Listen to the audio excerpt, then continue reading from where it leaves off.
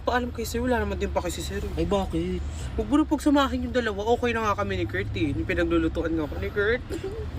Ayan. Bakit?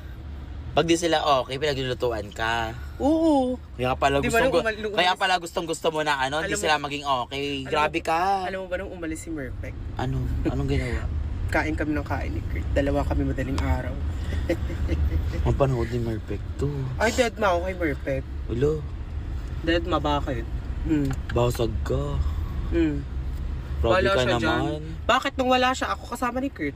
Ulo, grabe ka naman. After all ng parusa ni Merpek, tinanggap niya, tapos ganun-ganun na lang. Deserve niya yung parusa kasi nga tumatakas siya.